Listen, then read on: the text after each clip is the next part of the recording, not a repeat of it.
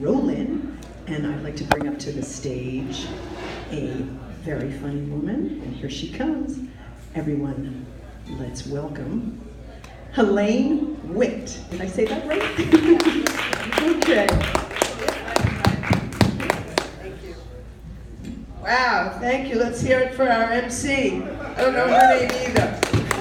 Wow, there's nothing like spending the evening with your friends that you work with and hearing about their sex life. Let me tell you. I didn't know this is what I signed on for when I was in traffic for 3.5 hours from Queens.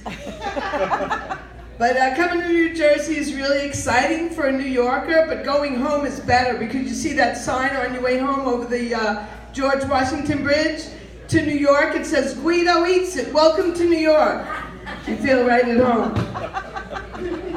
There's a town in New Jersey that is very sentimental to me because I used to be married many years ago, and my husband had a really wild, I'll never forget that night in Clifton, New Jersey. Trouble is, my husband had a wild night in Clifton, New Jersey, but I was not there. Thus, I'm divorced now. But I'll tell you more about that. First, I'll tell you, you talked about teaching, and John, you're a substitute teacher, and your kids go to school. I used to be a teacher in New York City. It was a really tough school. Really tough school. Thanks for asking, Johnny Carson. You walk in the building and you see the school colors, black and blue. Dried blood red, black and blue. Teacher, how do you tell time? That's easy. How long did you have me locked in the closet yesterday? You heard of carving your sweetheart's name in the desk when they had desks instead of Formica? These kids carved their sweetheart's name in their sweetheart. Really tough. They don't just chew their pencils, they swallow the erasers. Very tough. And you know, in New York City, everything is called a teachable moment, no matter what happens in the classroom. So Johnny was strangling Jimmy to death, and he goes, "He choked me, terrible!" I said, "Stop, you're using your adverbs incorrectly. He choked you terribly." And then I was teaching measurement. They don't give you any supplies in my school. I don't know how it is for your kids. But I had to buy everything or bring it from home. So I was teaching measurement, and I brought in 3 scales: my bathroom scale, my Weight Watcher scale, and my cocaine scale. I'm only kidding in that. Don't tell everyone at work. I never went to Weight Watchers. But that scale they have has a great plastic container for a banana split. The 2nd grade girls in my school had a gang. It's kind of sad. But they used to take the milk containers off of my girls' lunch trays. That was the initiation. So I named them the Half Pints. And the leader of the gang was called the Dairy Queen. And famous people went to my school. It's called PS 140 Queens. It's a real school. That's why I gave you the name. You can Google it. The Duke Ellington School. Famous people went to my school. One was a newscaster from Fox 5, Carol Jenkins, and 2 were athletes. And then the ATM Bandit went to my school. Very proud of that.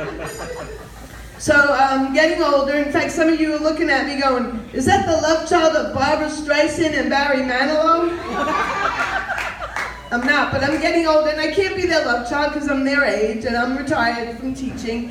But, you know, I try to be positive. You talked about being 60 and saying you're 60, so people say, "Wow, I'm older than that."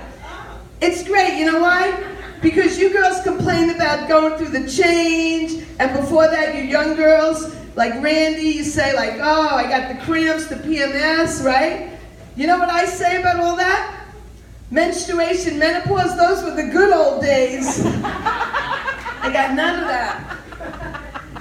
In fact, the cuckoo on my biological clock is wearing Depends. I'm past the information age and I'm headed to the inflammation age. If they had these bags in the Rockaways during Hurricane Sandy, the F train never would have stopped working. Well, I had tried to have a positive attitude. Did I already? I forgot if I said this joke about woo. You lose your memory when you get past the when that stuff isn't flowing anymore. You just lose your memory. No, I didn't tell the joke yet. But I'm losing my hair. You talked about all that other stuff where it grows and it stops growing, like under your arms and on your legs, right? And well, I don't know about your age, and that I shouldn't have said that. Anyway, I have something new. I'm losing my hair. You can't tell, but I know where it's going. It's going to my knuckles. And I don't have varicose veins because I changed the name. I call the varicose veins the Google map to adventure. This road takes you to the Sterling Forest. Oh, you came unscrewed there. This road takes you to the Sterling Forest, and Randy, I know you're young and you have that Brazilian and all. I got the Sterling Forest there. And this road takes you to the Dead Sea. So I have a minute left. I'll just tell you, I've been married a couple of times. So I don't have a minute. That's it. Okay, so I've been married a few times. So I was married to a Jewish guy first, and then I was married to a Chinese guy. So people say, what's the difference? I said, there's no difference. They're both cheap sons of a bitches that drive terribly. Thank you very much. All right. Elaine Witt, everyone. Funny. Alrighty. Oh, fun. All right, I'm just going to keep this ball rolling, this show rolling, and bring up to the stage a very funny lady and a very, very dear friend of mine, Kim Johnny. Renee, you don't want to make out with me, you just want to make out with Candace, you bitch. I feel like I know you guys.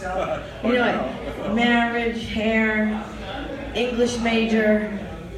I'm a teacher, and we just went back to school. Today was the first day with the kids. Yay, no applause for that, okay, whatever. We had to watch her in service. We had to watch the history of, I really shouldn't say the town, but some of you might know. Very close by. The history of the public schools, blank public schools. I'm gonna tell you. Okay. Built in 1750, was the first house. And then every single school from that point on, the last one that was built, it was 1952.